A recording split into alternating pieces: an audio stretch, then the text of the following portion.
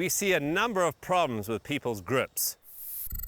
We see players that grip the club too strong, where both hands are round to the right. We see players who grip what they term too weak, where the hands are too far round to the left. We see players particularly have the club too much up in the palm. If you wear a whole lot in your glove, certainly that's your problem. We also see on occasions players have it too much in the fingers. They're in the minority, but we do see them. We also see players, they might have one hand too far around this way and one hand too far around that way. In other words, the hands do not sit parallel on the club. We also see players who have excessive grip tension, where they're gripping the club, strangling the club like it's a snake they're trying to strangle, where instead of having the hands in a nice relaxed position where they just have control of the club. So these faults create problems at address and create problems as far as getting the club back consistently to the ball.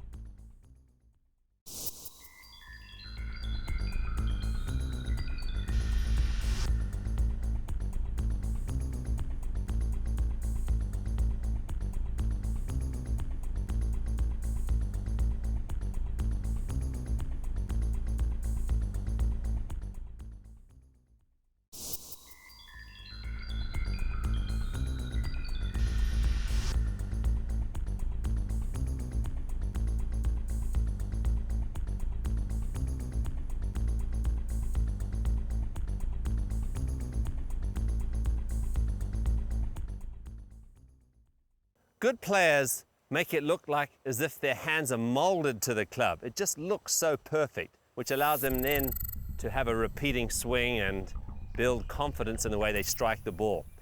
So let me share with you a way that I feel you can get your hands molded to the club.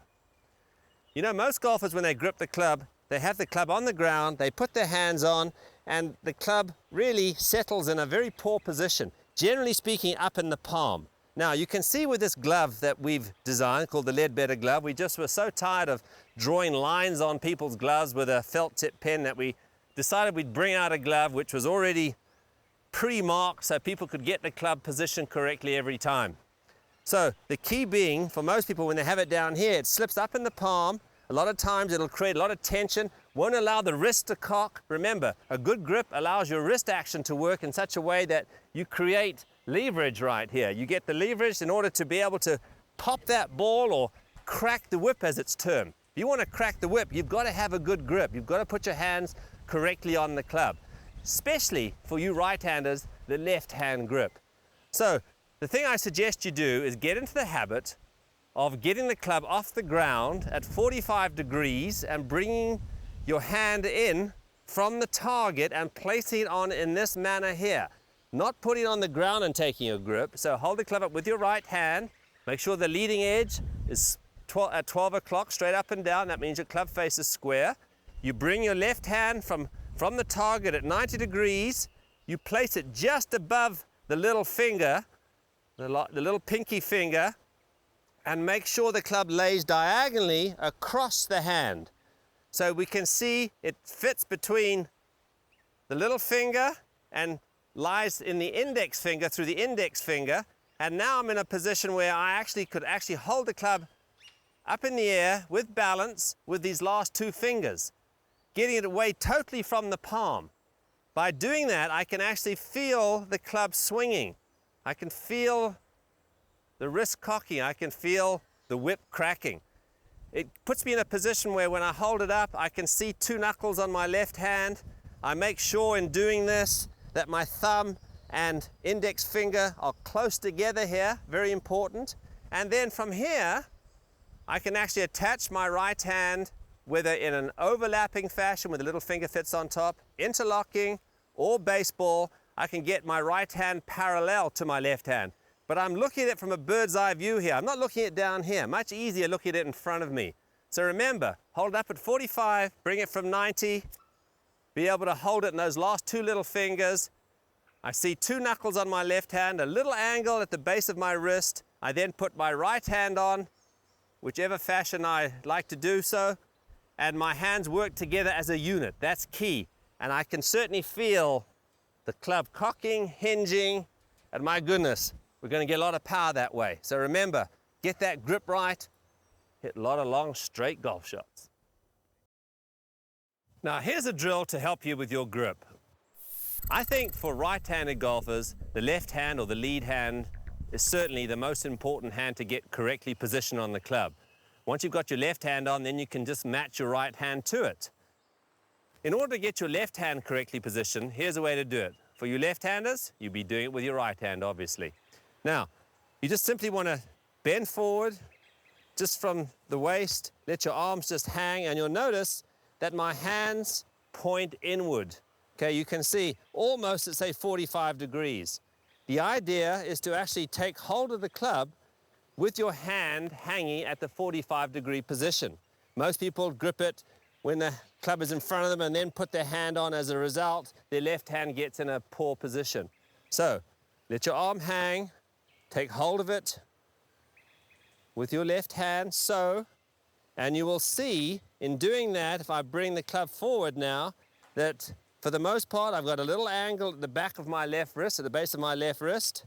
I can see a couple of knuckles on my left hand, and my right hand thumb is fairly straight down the shaft, maybe just a hair pointed to the right of center.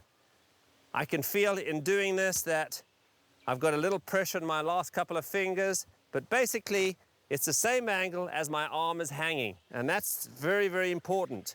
That's a much more natural position to get into. Then simply it's a matter of getting your right hand to match and blend to that right hand. Whether you grip it overlapping, interlocking, or baseball, the right hand actually wants to sit parallel to the left hand. So get your left hand right. It's going to make a big difference in the way that you grip the club. A good grip really means that your hands have to work together as a unit. So both hands have to match one another on the club. It's no good if you get one hand in one direction and one hand in another. It just really doesn't allow the hands to stay on the club consistently or get the club face back square to the ball at impact.